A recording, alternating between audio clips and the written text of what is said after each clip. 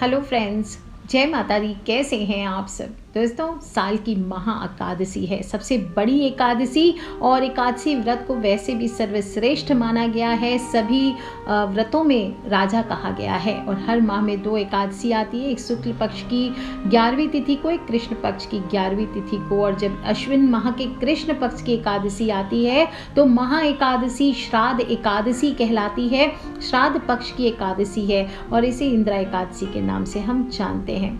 जो भी मनुष्य इस इंदिरा एकादशी का व्रत करता है उसके पितरों को मोक्ष की प्राप्ति होती है। जो भटके हुए पितर होते हैं उनको गति देने वाले पितृ पक्ष की इस एकादशी को श्राद्ध एकादशी के नाम से जाना जाता है। और इस एकादशी पर भगवान विष्णु के शालिग्राम स्वरूप का तुलसी पत्र से पूजन किया जाता है। इस एकादशी में जो भी आप दान पुण्य करते हैं इससे पितृ प्रसन्न होकर के परिजनों को आशीर्वाद देते हैं। जिन पितृगण की किसी कारणवश गति ना हो सकी हो या ज्योतिष शास्त्र के अनुसार जिन जातकों की कुंडली में पितृ दोष लगा हुआ हो, उनके लिए ये एकादशी वरदान से कम नहीं होती है।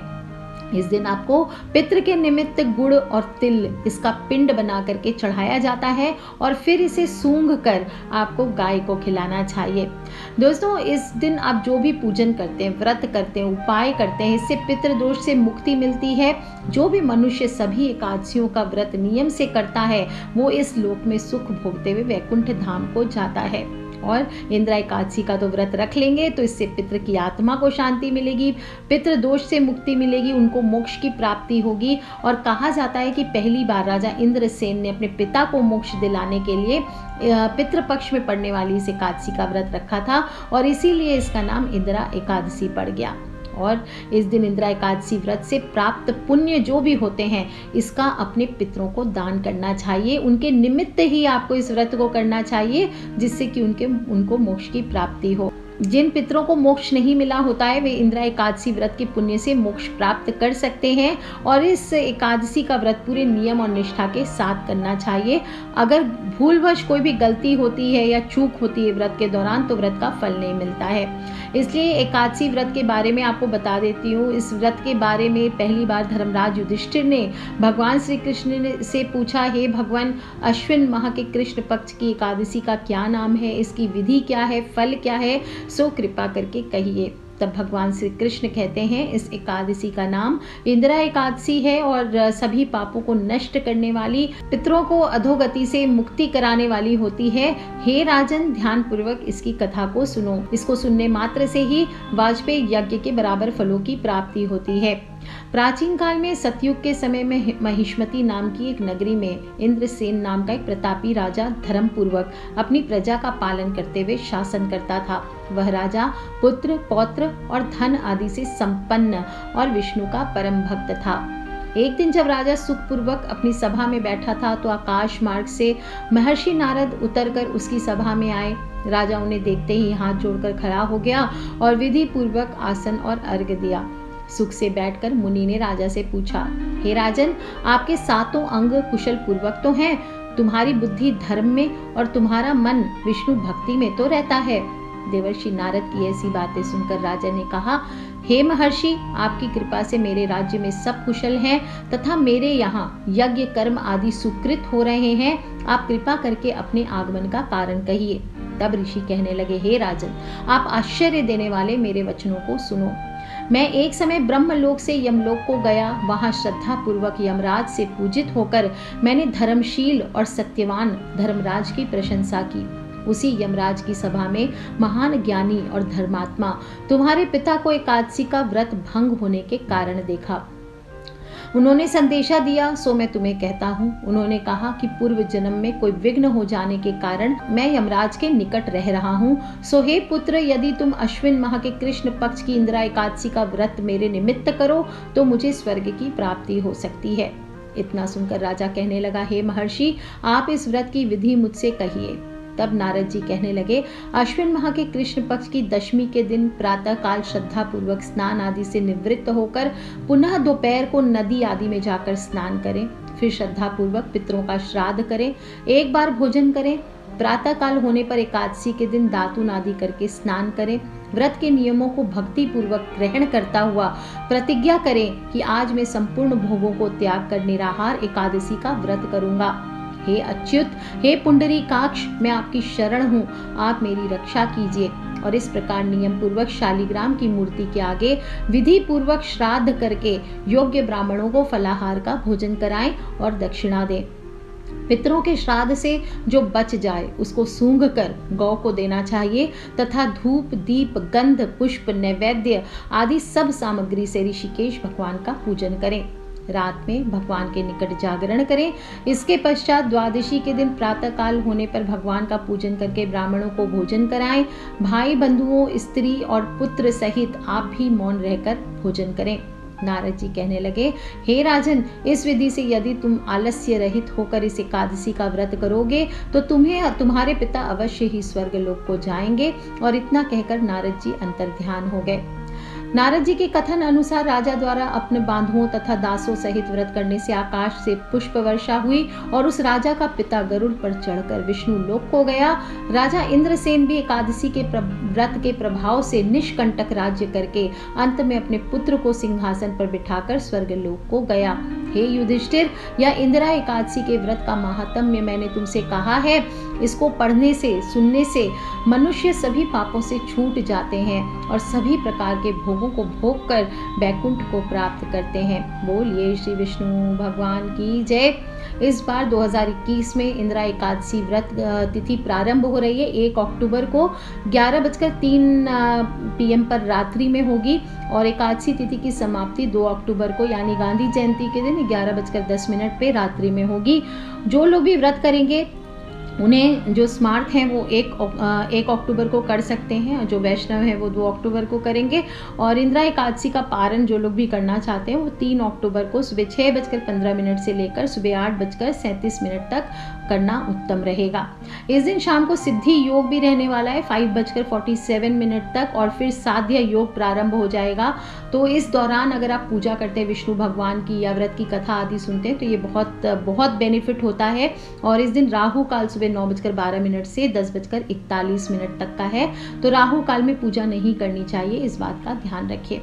कैसे पूजन करेंगे? घर की दक्षिण दिशा में। बाकी पूजा हम कब करते हैं? विष्णु भगवान की एकादशी की पूजा हम करते हैं उत्तर दिशा में या पूर्व दिशा में, लेकिन ये जो श्राद्ध एकादशी होती है इसमें घर की दक्षिण दिशा में आपको पूजन करना चाहिए। एक पाटिये पर सफेद कपड़ा बिछा लीजिए, उस पर शालिग्राम जी का विग्रह हो, पितृ यंत्र हो या अपने पितृ की तस्वीरें आदि भी रख करके या विष्णु भगवान को विराजित कर या शिव जी को या शिवलिंग स्थापित करके आप पूजन कर सकते हैं।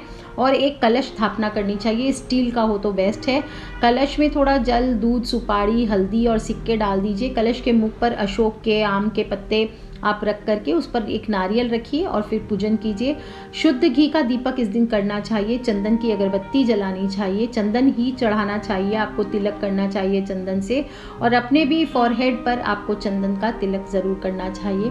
इस दिन आप जिनका भी पूजन कर रहे हैं, शालिग्राम जी का हम लेट सपोज कर रहे हैं, तो शालिग्राम जी को चंदन आदि चढ़ा के सफ़ेद फूल चढ़ाइए, जनेऊ चढ़ाइए और फिर आपको सफ़ेद रंग के ही आपको फल जहाँ तक हो चढ़ाने चाहिए, केला आदि, और साबूदाने की खीर का भोग आप लगा सकते हैं। 11 केले आपको इस दिन चढ़ाने चाहिए जो कि बाद में गरीबों में वितरित किए जाते हैं। और शालिग्राम जी पर चंदन चढ़ा करके आपको थोड़ा सा गुलाल भी इस दिन जरूर चढ़ाना चाहिए। गुलाब के फूल की माला अगर हो सके तो वो चढ़ाइए, पिंक फ्लावर्स की कोई माला हो तो वो चढ़ा सकते हैं और एक नारियल आपको चढ़ाना है। ध्यान रखना है ये नारियल को बाद में फोड़ करके या फिर कच्चा नारियल रख रहे हैं पूजन में तो वो आपको काट करके इसका पानी प्रसाद की तरह सभी में वितरण करना है। और बाद में जो शालिग्राम जी पर आप चंदन चढ़ाएंगे उससे आप अपनी वर्क प्लेस की जो दीवार है वहाँ पर आपको टीका करना चाहिए या स्वस्तिक बनाना चाहिए। और पितृ के निमित्त इस दिन गुड़ और तिल के 11 पिंड आपको बनाने चाहिए और उसी पाटिये पर रख दीजिए और उस पिंड को वहाँ पे रख करके आप तुलसी की माला से ओम विष्णवे मुक्तानाम परम गतये नमः, क्या बोलेंगे? ओम विष्णवे मुक्तानाम परम गतये नमः। इस मंत्र का आपको 108 बार जप करना चाहिए और इसके बाद ये गुड़ और तिल का जो पिंड है इसको जल दे करके आपको किसी गाय को दे देना चाहिए या किसी पौधे के नीचे, पीपल आदि पर आपको चढ़ा देना चाहिए या फिर बहती गंगा में बहा दीजिए। पूजा के बाद जो खीर आपने भोग लगाया है, जो भी प्रसाद आपने चढ़ाया है, वो सभी को प्रसाद स्वरूप बांटे। आपके पास अगर घर में शंख है तो इस दिन दक्षिणावर्ती शंख से आपको शालिग्राम जी का अभिषेक करना चाहिए। हमेशा बताती हूँ, हर एकादशी को बताती हूँ कि घर में एक दक्षिणावर्ती शंख आपको हमेशा विष्णु भगवान के सामने स्थापित करके लक्ष्मी माँ के सामने ज़रूर रखना चाहिए। इससे एक तो घर में धन धान्य में वृद्धि होती है, किसी भी तरह की बुरी छाया हो, घर में कोई बुराई हो, वो दूर होता है और धन का आगमन सर्वश्रेष्ठ तरीके से होता है। और पितृ दोष से मुक्ति के लिए विशेष रूप से इस दिन तुलसी पत्ता जो होता है, उसमें तुलसी पत्ता, दही और शहद में थोड़ा तुलसी पत्ता मिला करके इसका घोल बना लीजिए और फिर इसको शालिग्राम जी पर चढ़ाकर पितृ के निमित्त इस पंचामृत को, आपको पंचामृत नहीं कह सकते, इसको त्रिचरणामृत कह सकते हैं, इसका आपको दान करना चाहिए। जो भी पूजा करना चाहते हैं दोपहर को 12:10 से शाम को 3 बजे तक कर सकते हैं। इस दिन आपको इस तरह से पूजन करते हुए आपको पिंड का दान भी करना चाहिए।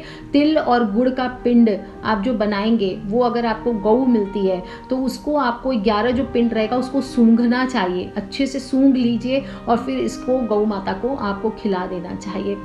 गऊ नहीं मिलती है तो आप गंगा नदी में बहा दीजिए, आप पीपल के नीचे रख दीजिए, कौवों को खिला सकते हैं, कुत्तों को खिला सकते हैं। इस प्रकार से आपको करना चाहिए। इस दिन ध्यान रखना है, आपको अन्न का सेवन बिल्कुल नहीं करना है। विशेष रूप से जौ और चावल, इनका सेवन नहीं किया जाता है। साथ ही साथ इस दिन नमक का सेवन भी नहीं करना चाहिए। आप चाहें तो भोजन में सेंधा नमक यूज़ कर सकते हैं। और साथ ही साथ बैंगन हो, कुल्फा का साग हो, सेम फली हो, ये सभी चीज़ें भी, मूली हो, ये इस दिन नहीं खाई जाती है।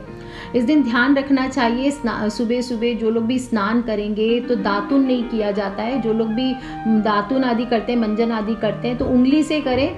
आपको इस दिन किसी पेड़ की डाली को मुंह में नहीं लेना चाहिए, या फिर आपको ब्रश आदि से भी मंजन नहीं करना चाहिए। इस दिन स्नान भी करते हैं तो कहते हैं बिना साबुन के स्नान करना चाहिए।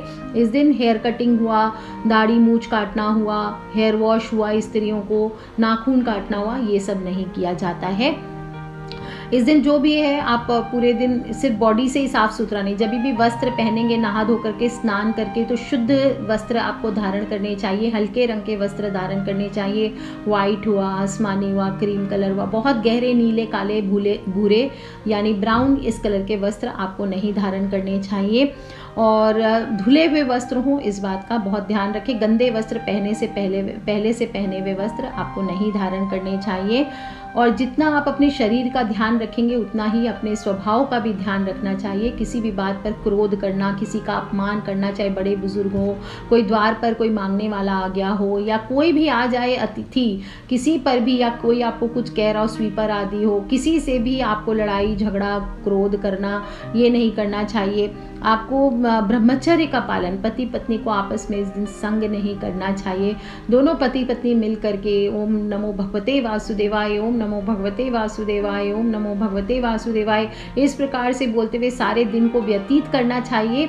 और हल्का भोजन करते हुए, सात्विकता से भगवान विष्णु का ध्यान करते हुए दिन को व्यतीत करना चाहिए। और रात्रि में जागरण करके अगले दिन व्रत का पारण करना चाहिए। द्वादशी तिथि को सूर्योदय के बाद आपको पूजन और ब्राह्मण भोज के बाद ही करना चाहिए। दोस्तों, बहुत ही छोटी छोटी बातें हैं। इस दिन दान दक्षिणा ज़रूर करनी चाहिए। एकादशी का व्रत है, हो सके तो तीर्थों के जल में स्नान कीजिए। तीर्थ स्थल में स्नान करना सर्वश्रेष्ठ कहा गया, और साथ ही साथ स्नान करके आपको दान भी ज़रूर करना चाहिए। ऐसे भी हमारे शास्त्रों में कहा गया है, कुछ भी करें या ना करें, किसी भी त्यौहार को आपको दान पुण्य करने मात्र से उस व्रत के फल के सभी फायदे प्राप्त होते हैं। और इंदिरा एकादशी का व्रत तो मोक्ष देने वाला कहा गया है। जो भी लोग इस व्रत को करते हैं उनको मृत्यु के बाद मोक्ष की प्राप्ति जरूर ही होती है, जीवन के चक्र से मुक्त हो जाता है।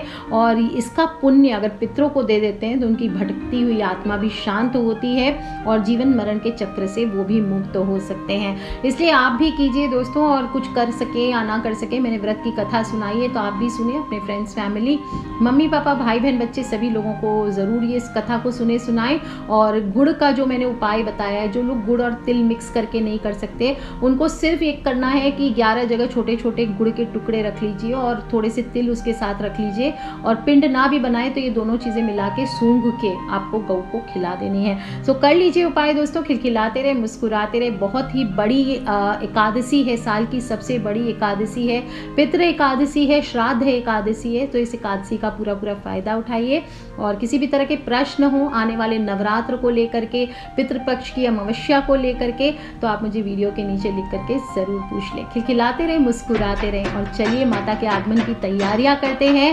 ढाक की आवाज़ सुनाई दे रही है, कानों में धीरे धीरे माँ के आने की आहट हो रही है। तो सब लोग मिल करके सच्चे दिल से, सच्ची भक्ति से इस माँ को मनाएंगे।